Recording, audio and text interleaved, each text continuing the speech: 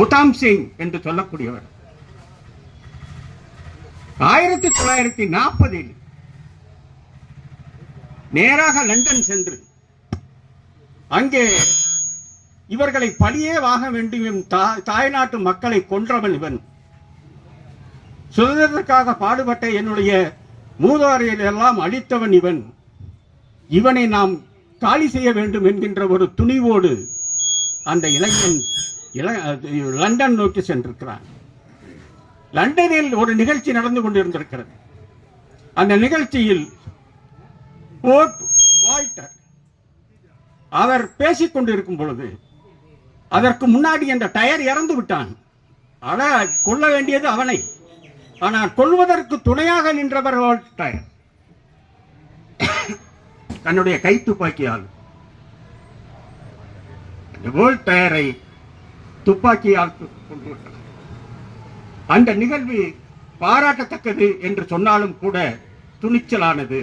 இந்திய மண்ணின் வீரத்தை அந்த தயான் சிங் என்பவர்கள் அங்கே காட்டியிருக்கிறார். உத்தம் சிங் என்பவர் இந்த உத்தம் சிங்கை இப்படி சுட்டது காரணமாக அவனை சிறைபிடித்து அவனையும் கொலை செய்ய வேண்டும் என்று அந்த அரசாங்கம் தீர்மானித்து விட்டது. அப்பொழுது அவர் கேட்டிருக்கிறார், நீ ஏதாவது எங்களுக்கு சொல்ல வேண்டியது இருக்கிறதா என்று கேட்டிருக்கிறார். நான் சொல்வதற்கு ஒன்றுமில்லை, என் நாட்டிற்காக நான் செய்ய வேண்டியதை செய்துவிட்டேன், ஒரு அயோக்கியனை நான் அழித்து விட்டேன், நான் இறந்த பின் என்னுடைய உடம்பை இந்தியாவில் கொண்டு போய் கொடுக்க வேண்டும் என்று சொல்லும்போது அவர்கள் ஒத்துக்கொள்ளவில்லை. ஆனால் 1940 நடந்த நிகழ்வு 1975 ஜெயில் சிங் அவர்களுடைய காலத்தில் அவனை புதைத்திருந்த எலும்பு கூடுகளையும் தசைக்கூறுகளையும் குருவிகளையும் மூட்டையாக கட்டி இந்தியாவுக்கு கொண்டு வந்து அந்த உத்தம் சிங்கிற்கு சிலை வைத்திருக்கிறார். நாமெல்லாம் கேள்விப்பட்டதெல்லாம் பெரிய பெரிய தியாகிகளை பற்றி கேள்விப்பட்டிருக்கிறோம். திருப்பூர் குமரனை கேள்விப்பட்டிருக்கிறோம். இவர் பக்கத்தில் நின்றாலே நமக்கு சுதந்திரத்தாக வரும்.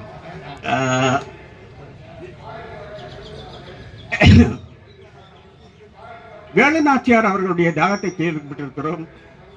திருப்பூர் குமரனுடைய தியாகத்தை கேள்விப்பட்டிருக்கிறோம். கப்பலோட்டிய தமிழன் வாவு சிதம்பரனாரை பற்றி கேள்விப்பட்டிருக்கிறோம்.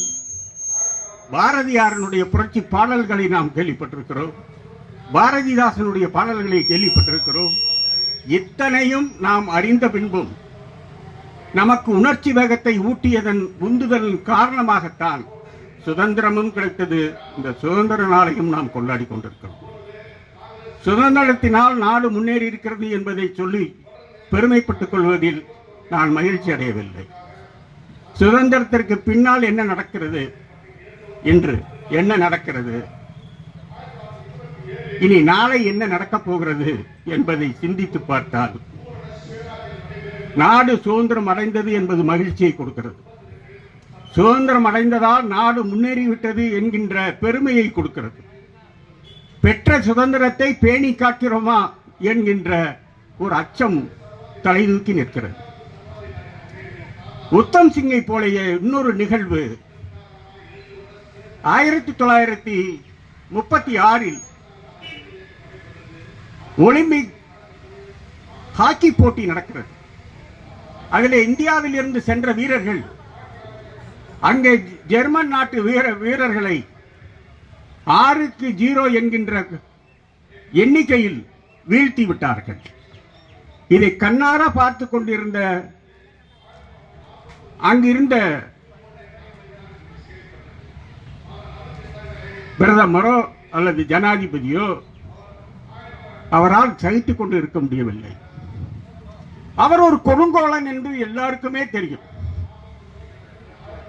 அந்த ஹிட்லர் என்பவரை இந்த மேட்ச் முடிந்த பிற்பாடு அவர் வீட்டிற்கு போய் உறக்கம் வரவில்லை. அவருக்கு 1-2 கோல் அல்ல, இந்தியாவில் இருந்து வந்து நம்மளுக்கு 6 கோலை போட்டு சாதித்து வெற்றி கொடி நாட்டி விட்டு போயிருக்கிறானே. தமிழனுக்கு அந்த உணர்வு உண்டு, தமிழனுக்கு அந்த வீரம் உண்டு. அதை நிலைநாட்டியவன் நம்முடைய தயான் சிங். இந்த தயான் சிங் அவர்கள் இந்த வெற்றி முடிந்த பிற்பாடு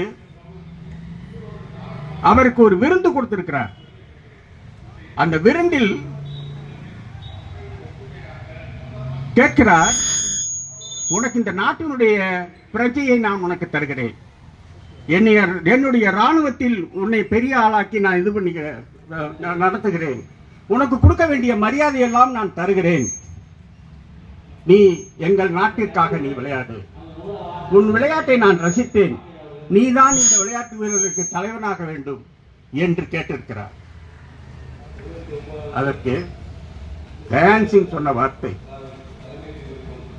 என் நாட்டிலே கற்ற கல்வியை என் நாட்டிற்கே செலவழிப்பேனே தவிர இன்னொரு நாட்டிற்கு வந்து என்னுடைய வேலை நாட்களையோ அல்லது என்னுடைய திறமையோ நான் பண்ண மாட்டேன் சொல்றார். நான் படிச்சது இங்க, நான் வளர்ந்தது அங்க, எனக்கு ஹாக்கி சொல்லி கொடுத்தது அவங்க, அதெல்லாம் விட்டுட்டு நான் ஓ நாட்டில் வந்து இருக்க முடியாதுன்னு ஒன்று அவர் வந்து ரொம்ப வருத்தப்பட்டார். அந்த தயான் சிங் இந்தியாவுக்காக பெருமை சேர்த்தார். இந்தியாவுக்காக அவருடைய விளையாட்டு திறமையை அங்கே காட்டி அந்த நாட்டிற்கு 6 கோல் அடித்து மிக அற்புதமான பரிசினை பெற்று வந்தார்கள். இப்படியாப்பட்டவர்கள் தேசத்திற்கு சிறப்பு சேர்த்திருக்கிறார்கள். இந்த சிறப்பு சேர்த்த நபர்களும் தியாகிகளில் ஒருவராகத்தான் நாம் கருத வேண்டும். இந்த முறையிலே நம் நாட்டில் வாழுகின்ற மாணவர்கள், தொழிலாளர்கள், அரசியல்வாதிகள் இவர்களினுடைய இன்றைய போக்கு நமக்கு அழகாக தெரிந்தாலும் ஒரு சில இடத்தில் இந்த இருப்பு பாதைகள் கொஞ்சம் தடம் புரளுவதற்குரிய நிகழ்வுகள் நடந்து கொண்டுதான் இருக்கிறது. மத்திய அரசும் மாநில அரசும் இணைந்து மக்களுக்காக செயல்பட வேண்டும்.